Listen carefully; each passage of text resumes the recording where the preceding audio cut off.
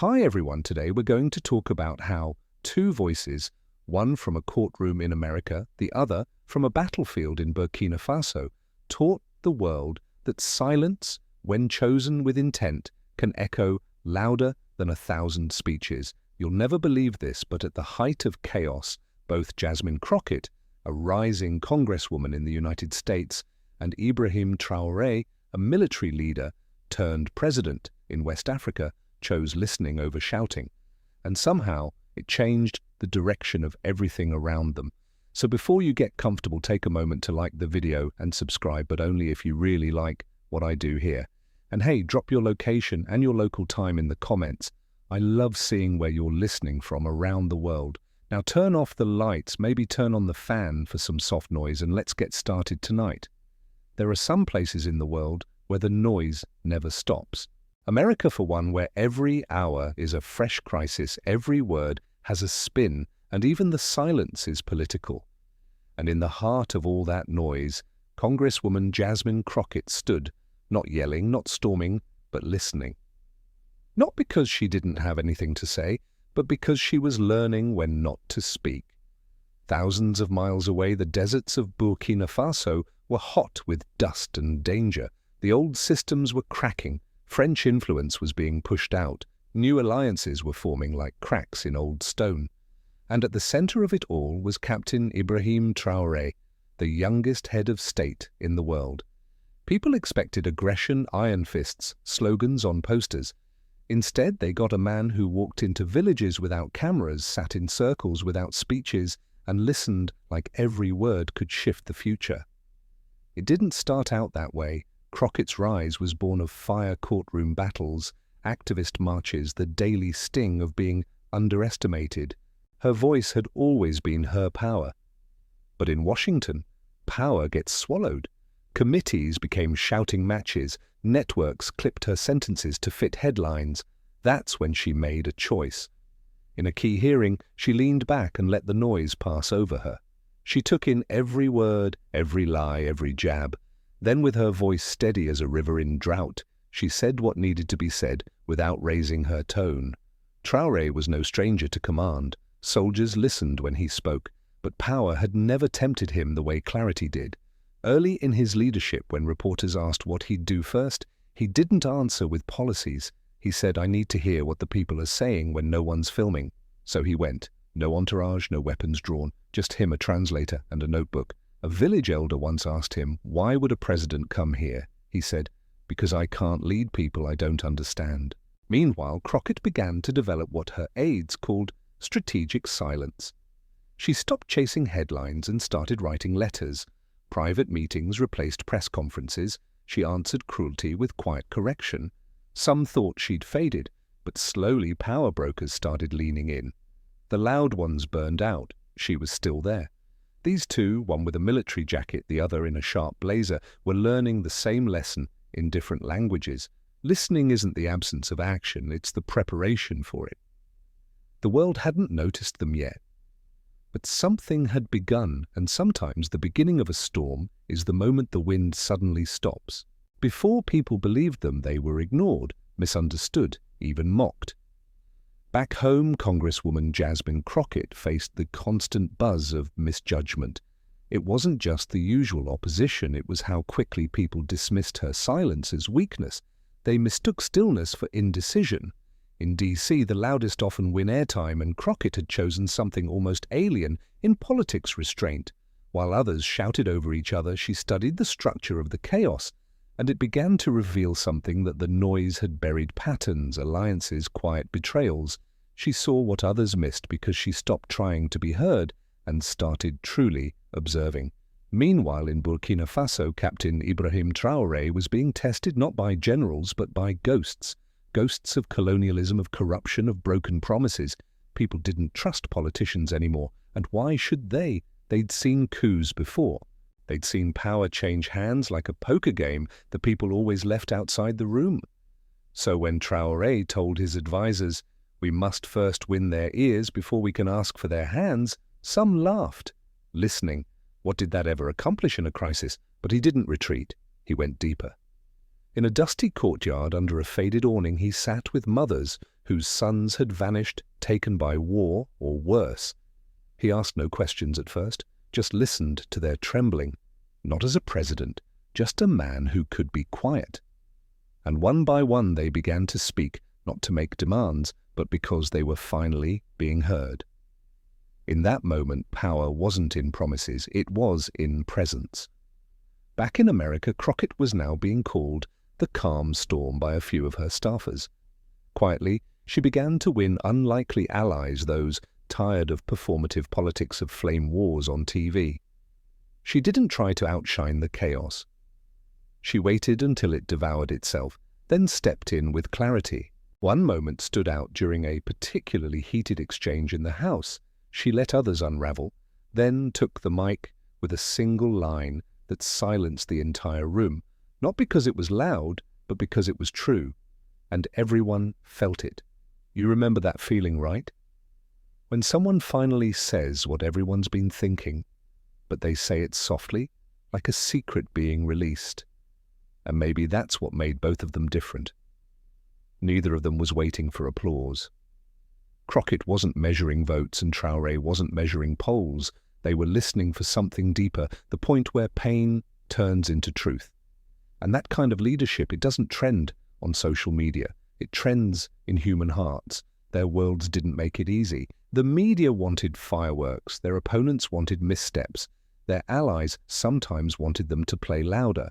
But both Jasmine and Ibrahim were starting to understand that leadership doesn't always move at the speed of urgency. Sometimes it moves at the speed of trust. And trust is built in silence, in presence, and in a kind of strength that doesn't need to announce itself. This wasn't just politics anymore. This was the beginning of something slower, something deeper, something that would outlast the noise. It started with a notebook, a plain, unbranded one with creased edges and pages filled with overlapping handwriting notes, observations, names of people most leaders never meet. Ibrahim Traoré carried it everywhere, sometimes slipping it into his military coat during official meetings, sometimes laying it beside a cracked cup of tea in roadside gatherings. It wasn't for strategy or speech drafts. It was his record of voices, farmers, mechanics, grieving families, hopeful children. He wrote not what they asked for, but what they feared. That was the difference. He understood that leadership wasn't just about giving people what they demanded, but showing them you understood their silence. One page in that notebook had just a single word, dignity, underlined twice. Across the Atlantic, Jasmine Crockett stood in a private hallway back pressed to the marble heart racing. The debate floor was still echoing from an earlier shouting match between two senior lawmakers, men who had turned the people's work into spectacle. But Crockett wasn't preparing to fire back. She was thinking about a community event in her district, one no one had televised. A black single mother had walked up to her hands, trembling from nerves, and whispered, "I just want to know you see us." That had hit her harder than any policy disagreement. She had written it down that night, not in a notebook, but in a message to herself. Make sure someone always feels seen. That was her North Star. As the world spun louder, both Jasmine and Ibrahim were digging deeper into their quiet revolutions. He began something radical. He walked markets without security, listened to vendors without cameras, refused to wear suits to impress foreign dignitaries. That wasn't just a rejection of power games, it was a full rejection of ego. In one famous moment while speaking at a small school without electricity, he sat on a wooden bench barefoot like the students. The picture wasn't supposed to go viral, but it did, because authenticity doesn't need a spotlight, it glows all on its own. Crockett, on her side, was choosing another kind of boldness, remaining principled when no one's watching. There was a moment where she could have cashed in. A major donor wanted her to shift her position on a justice bill. Not fully flip, just soften her stance, as they put it. And for a split second, the temptation flickered. It was real. She could have traded that moment for political cushioning, for favors and future leverage. But she thought of that mother again. Just see us. And she said no. It didn't make the headlines. It didn't earn a speech, but it earned her sleep. The kind of sleep you only get when your soul isn't bartering. Meanwhile, Ibrahim faced growing pressure from international forces to conform. Stability was the buzzword. But he saw that what they really wanted was compliance. He gathered his advisors in a stone-walled room late one night, lanterns flickering, and posed a single question: do we want to be remembered for how quickly we obeyed or how deeply we listened? The room fell still. And one by one, they nodded. This was the heart of it. They weren't just fighting old systems. They were building new definitions of leadership, of loyalty, of legacy. That takes more than charisma. That takes character. That takes listening even when the whole world is screaming. Jasmine Crockett learned something rare on the floor of Congress. Silence can be louder than the gavel. She began practicing the art of the pause. Not to stall or confuse, but to let the truth settle. When arguments flew across the room like daggers, she didn't always meet fire with fire. Sometimes she leaned in, listened deeper than the noise, and asked the question no one dared to ask: who are you really fighting for? There was one particular session that changed everything for her. A bill with quiet language but massive consequences was sliding through unnoticed. It was couched in technical jargon, wrapped in bipartisan packaging, but it would strip protections from communities already barely breathing.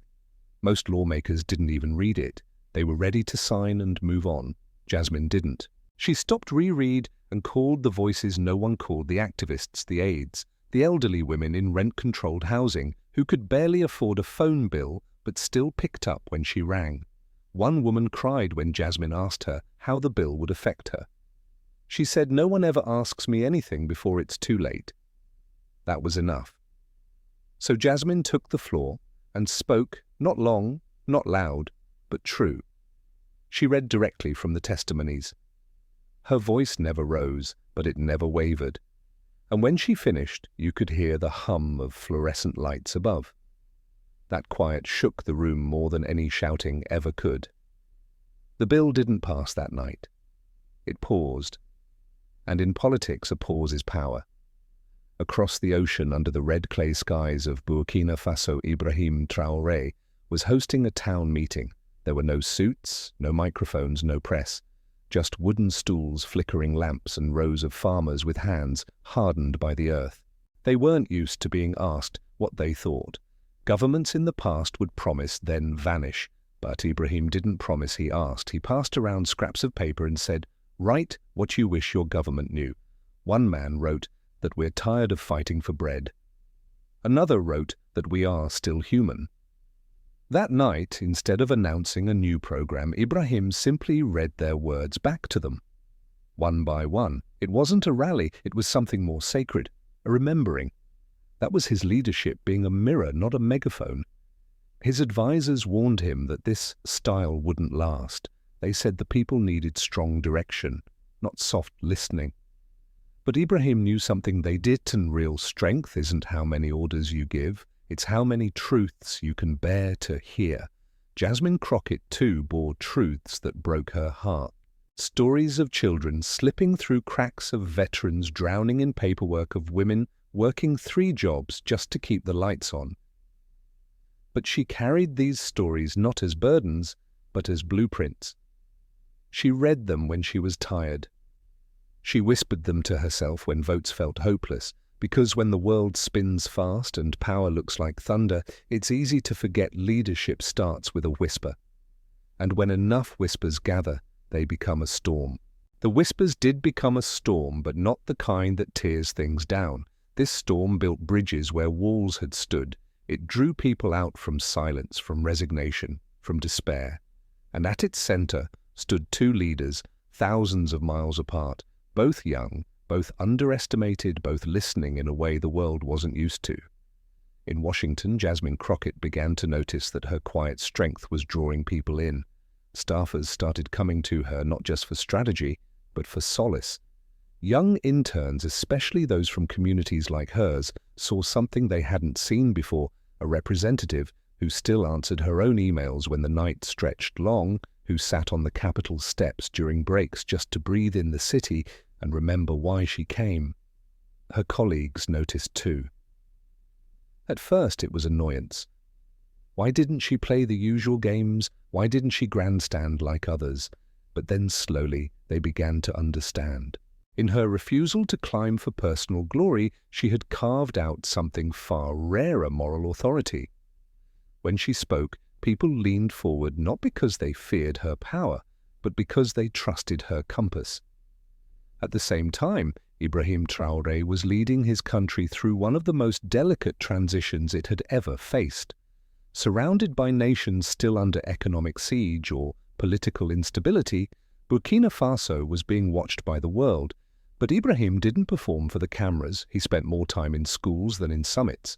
He knew every region's rainfall pattern and sat with engineers discussing irrigation like a farmer, not a president.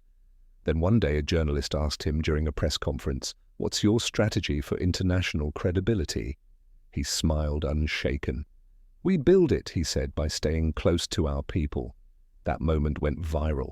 But what didn't make the headlines were the letters he received afterward, letters from students in Nairobi, civil rights leaders in Brazil, former diplomats in Europe.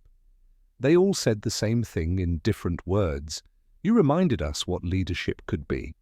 Jasmine Crockett saw that interview. She watched it on a quiet night after a long vote. Her eyes didn't leave the screen. Here was a man she had never met on a continent she had never touched, speaking a language she didn't even know, but somehow she heard him clearly. That night she drafted a new community engagement plan. It was unconventional, no consultants, no optics, just connection. Listening sessions, story circles, street meetings. She wanted her people to feel what Burkina Faso had felt seen. So what happens when humility becomes louder than ambition? When leaders stop speaking at their people and start listening with them? Something simple, something revolutionary. The people speak back, and through that shared voice change rises not as a command but as a conversation, not as an echo of politics past, but as a declaration of what could be. Jasmine Crockett and Ibrahim Traoré never sought fame. They sought clarity. And in doing so, they left behind something more powerful than a legacy.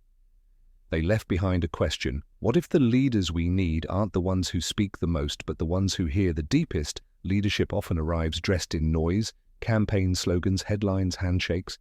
But sometimes the loudest revolutions begin in a whisper. That's what Jasmine Crockett and Ibrahim Traoré taught the world, not through force or flash, but through their presence, their patience, and their choice to listen, even when speaking would have been easier. Think about Jasmine. She stood in rooms where tradition dictated that she speak a certain way, align a certain way, look a certain way. But instead she listened to the forgotten voices in her district, to the quiet warnings in her own heart, to the stories that most people rushed past. She made a decision that many would call naive, to trade political comfort for integrity. And it changed her path. It made her not just visible, but vital. And then there's Ibrahim, a soldier by training, a president by circumstance, but a servant by choice. He could have ruled with image and ceremony.